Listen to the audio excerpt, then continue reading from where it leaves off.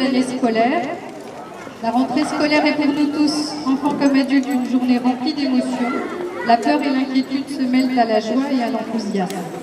C'est bien normal car nous allons débuter ensemble une nouvelle aventure où chaque enfant, à son rythme, va continuer de se construire des connaissances, des compétences, mais il va aussi se construire humainement en tant que futur citoyen. Donc, vous l'avez compris, les enjeux sont forts et nous comptons sur vous, chers parents, pour nous aider et nous accompagner dans cette grande mission.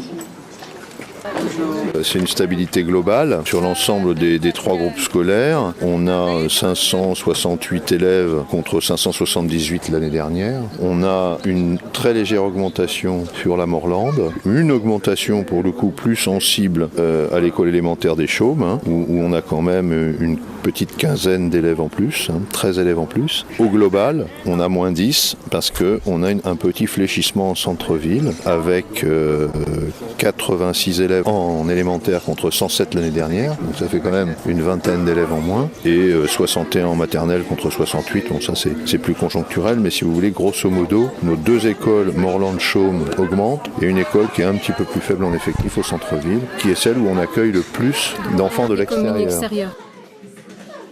Alors, et ça se voit pas toujours, mais par exemple, à La Fontaine, on a fait des gros travaux de chauffage, où on espère une économie de 30 à 50% de dépenses pour le chauffage, parce qu'on avait des chaudières d'époque, si je puis dire, donc on a des gains en rendement. On a fait la moitié de l'école, on a fini des fenêtres aussi à André-Gendre. Bon, on a fait un certain nombre de choses, si vous voulez, pour que la rentrée, on a remplacé pas mal de rideaux.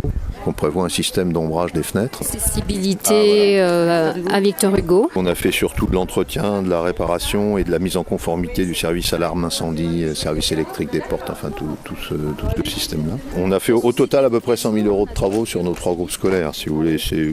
Au niveau numérique, donc, il y a une salle informatique qui a été aménagée l'année dernière et il y a une classe tablette à la primaire des Chaumes. Nous avons vraiment un vrai projet de numérisation de nos écoles depuis 2015. Et donc, nos 2 écoles élémentaires des Chaumes et Victor Hugo donc, sont dotées d'une salle informatique, mais qui est aussi une salle de visionnage qui peut contenir l'équivalent de 2 voire 3 classes avec possibilité de visionner avec des TBI, donc des tableaux dynamiques interactifs. Dans chaque salle de classe, vous avez un tableau blanc et un vidéoprojecteur à courte focale, ce qui permet de pouvoir utiliser le vidéoprojecteur et le tableau blanc comme un tableau dynamique interactif.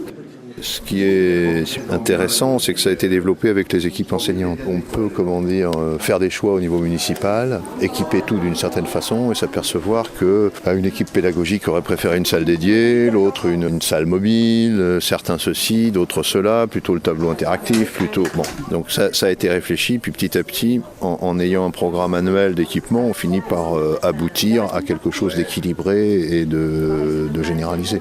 Avec le conservatoire, depuis l'année dernière, on fait de l'enseignement choral pour tout le monde. La classe orchestre, c'est avec des instruments, etc. Et l'objectif de tout ça, outre l'éducation musicale, si vous voulez, c'est de donner conscience de ce qui est un projet de groupe. Ce qui est un peu plus compliqué aujourd'hui qu'hier dans les écoles. C'est-à-dire que quand vous êtes dans une classe orchestre, s'il y en a la moitié qui n'écoutent pas ce qu'on leur dit, le résultat n'est pas au rendez-vous. Et tout le monde le sent, et tout le monde le voit. Et donc, ça donne envie, ça donne un exemple de ce que un peu de respect de règles et de respect du voisin peut produire de positif pour tout le monde. Et les enseignants d'ailleurs le soulignent. L'attention en enseignement général est meilleure, la captation de l'attention des enfants est plus rapide pour ceux qui ont cette expérience de classe orchestre. Comme une classe est une classe, on fait toucher la musique et les instruments à des enfants qui ne l'ont pas à disposition chez eux. Donc c'est une ouverture et ça permet un certain nombre d'inscriptions pour ceux qui ont envie, qui ont le goût d'inscription au conservatoire.